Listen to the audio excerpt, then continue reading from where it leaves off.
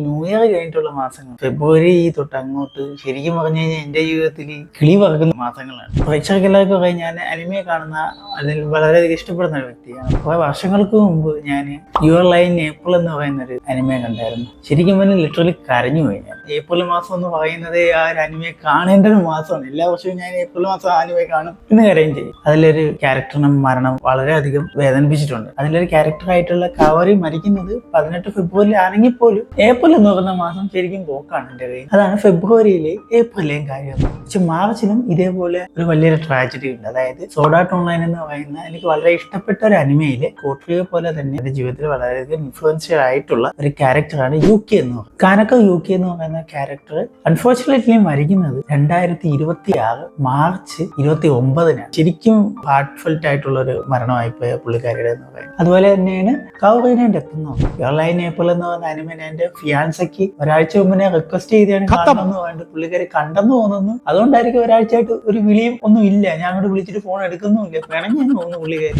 ഫെബ്രുവരി March ഏപ്രിലായി. പക്ഷെ April ഇപ്പൊ കണ്ട പുതിയൊരു ഐറ്റം ഇറങ്ങിയിട്ടുണ്ട് മനസ്സ് കേൾക്കാൻ വേണ്ടി. ക്യാപ്കോം എന്ന് പറയുന്ന കമ്പനി 2020 കോവിഡിന്റെ ഒക്കെ സമയത്ത് പ്രാഗ്മാറ്റ എന്ന് പറയുന്ന ഒരു ഗെയിമിന്റെ ഒരു ടീസറൊക്കെ പുറത്തു വിട്ടായിരുന്നു. അന്നേ ഞാൻ വിചാരിച്ച് ഈ ഗെയിം കളിക്കണമെന്ന് പറഞ്ഞിട്ടുള്ള 2020, 21, 22, 23, 24, 21 ഡിലേയോട് ഡിലേ ക്യാൻസലേഷൻ എന്ന് പറയുന്നത് പിന്നെ പോസ്റ്റ്പോൺ ചെയ്തെന്ന് പറഞ്ഞ് ഡിലേഡ് ആയി. അങ്ങനെ 2026 ഏപ്രിൽ ആ ഗെയിം ഇറങ്ങി. എന്റെ പൊന്നോ, ഈ ഡാഡി സിമുലേഷൻ എന്ന് പറയുന്നില്ല, അതിന്റെ പീക്കാണ് ഈ സംഭവം. പക്ഷെ കഥയുണ്ടല്ലോ അവസാനമൊക്കെ വരുമ്പോഴത്തേക്കും എന്തുവാടേ ഇത്. ഈ ക്യാപ്കോം ഇന്നലെ തുടങ്ങിയുള്ള പരിപാടിയൊന്നുമില്ല. കുറെ നാൾ മുമ്പ് വരെ റെസിഡന്റ് ഈവിൾ റെക്വയം എന്ന് പറയുന്ന ഒരു ഗെയിം ഇറങ്ങിയിട്ടുണ്ടായിരുന്നു. അതിൽ അവർ ഇതേ സെയിം പ്രിൻസിപ്പൾ ആയിരുന്നു അവർ കൊണ്ടുവന്നിരുന്നത്. അതില് മമ്മി സിമുലേഷൻ ആണെങ്കിൽ പ്രാഗ്മാറ്റയില് ഡാഡി സിമുലേഷൻ ആണ്. അച്ഛനും മോളും. എന്തുവാടേ ഇത്, ഇനി കരയിപ്പിക്കണോ? ഇവർക്ക് ഈ പരിപാടി പണ്ടേ ഉള്ളതാണ്. കുറെ വർഷങ്ങൾക്ക് മുമ്പ് ഡെവിൾ മേക്കർ 4 എന്ന് പറഞ്ഞൊരു ഗെയിം ഇറങ്ങിയിട്ടുണ്ടായിരുന്നു. അതിലൊരു പെണ്ണ് വന്നിട്ട് ഒരു പാട്ടും പാടി മനുഷ്യനെ ഗെയിമിന്റെ തുടക്കത്തിൽ തന്നെ കരയിപ്പിച്ചിട്ട് പോയിട്ടുണ്ട്. ഇപ്പൊ ഇത് എന്തോന്നൊക്കെ കാണണോടെ ഇത്. ഇനി വരുന്ന മാസങ്ങളിൽ ഞാൻ എന്തൊക്കെ അനുഭവിക്കാൻ കിടക്കുന്നത്. അനിമയില് ട്രാജഡി കണ്ടിട്ടാണ് ഗെയിമിൽ ഓടിച്ചാടിയത്. ഗെയിമിലും ഇങ്ങനെ ഈ ഗൂണ കമ്മ്യൂണിറ്റി ഇതിന്റെ ഇടയ്ക്ക് ഒരു പണി ഒപ്പിച്ചു വെച്ചിട്ടുണ്ട്. അതായത് ഗെയിമിങ്ങിന്റെ അനിമയുടെ ഒക്കെ ലോകത്ത് ഈ ഞരമ്പന്മാരുടെ ഒരു സൊസൈറ്റിയാണ് ഈ ഗൂണ കമ്മ്യൂണിറ്റി എന്ന് പറയുന്നത്. അവർ ഫോളോ ചെയ്യുന്ന കുറെ പ്രിൻസിപ്പിൾസ് ആണ് ഈ ഗൂണോളജി എന്നൊക്കെ പറയുന്നത്. ഓക്കെ, അപ്പൊ ഈ ഡയാന എന്ന് പറയുന്ന ഈ പ്രാഗ്മാറ്റയിലെ ക്യാരക്ടർ, പുള്ളിക്കാരിക്ക് 6 വയസ്സേ ഉള്ളൂ. എന്തുവാണ് ആ ക്യാരക്ടറിനെ എല്ലാ ഭാഗത്തൊന്നും കാണാൻ പറ്റുന്നില്ലെന്ന് പറഞ്ഞിട്ട് ഇവര് ഒരു സബ് ക്രെഡിറ്റ് ഉണ്ടാക്കി. എന്റെ പൊന്നോ, അതിൽ വന്ന കമന്റുകളൊക്കെ കണ്ടു കഴിഞ്ഞാൽ ഇത്രയ്ക്ക് ഉണ്ട്.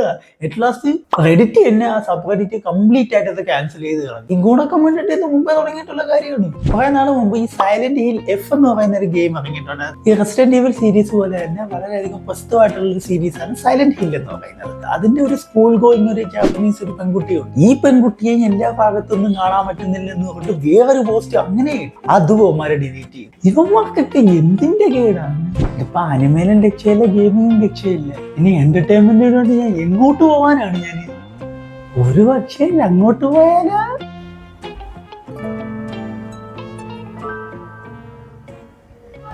നാശത്തിലേക്കാ നിങ്ങൾ പോകുന്നത്. കൂടുതൽ അനിമേ വിശേഷങ്ങൾക്കായി മല്ലു അനിമേ ടോക്സ് എന്ന ചാനൽ സബ്സ്ക്രൈബ് ചെയ്യുക.